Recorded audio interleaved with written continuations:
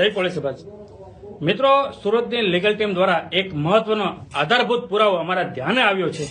તો એસઆઈટી ટીમના જે અધ્યક્ષ જયવીર ગઢવી છે એને મારે ખાસ કહેવાનું કે 29 ડિસેમ્બરના રોજ જે નવનીતભાઈ ઉપર જે હુમલો કરવામાં આવ્યો હતો એ જ આરોપીઓ અને જયરાજા ફાર્મ હાઉસમાં જે વિડીયો ઉતાર્યો હતો એ જ વિડીયો આ બંને આરોપીઓ બધા જ આરોપીઓના કપડા એક જ હરખા છે.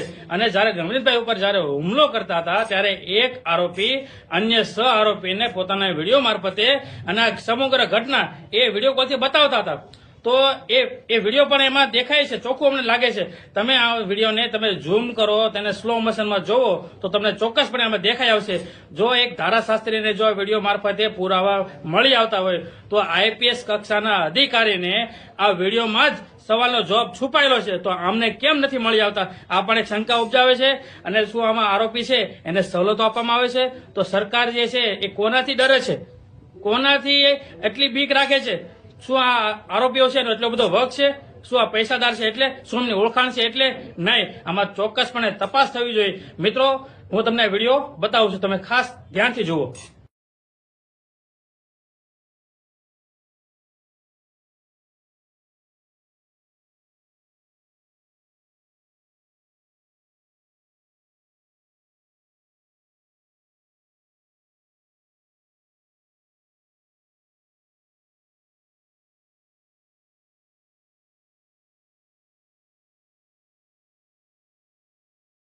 તો આ તમે સંપૂર્ણ વિડીયો નિહાળ્યો ને, તમે જોયો ને, હવે તમને શું લાગે છે?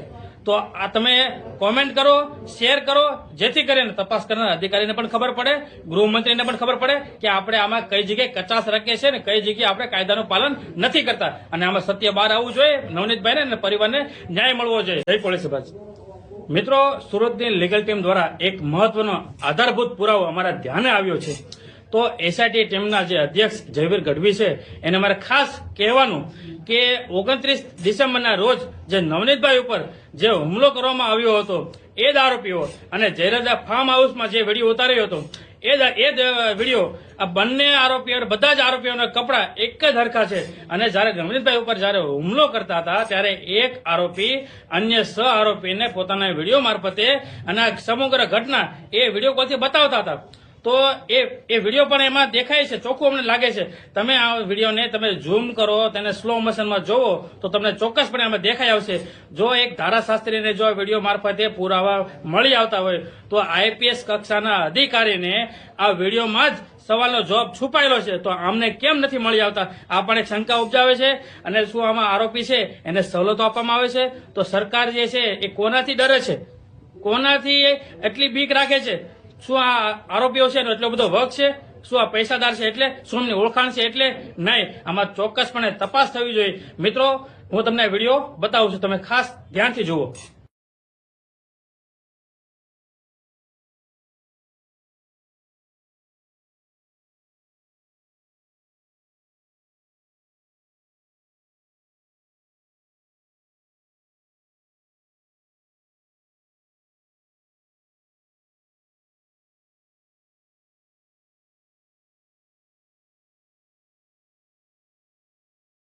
તો આ તમે સંપૂર્ણ વિડીયો નિહાળ્યો ને, તમે જોયો ને, હવે તમને શું લાગે છે?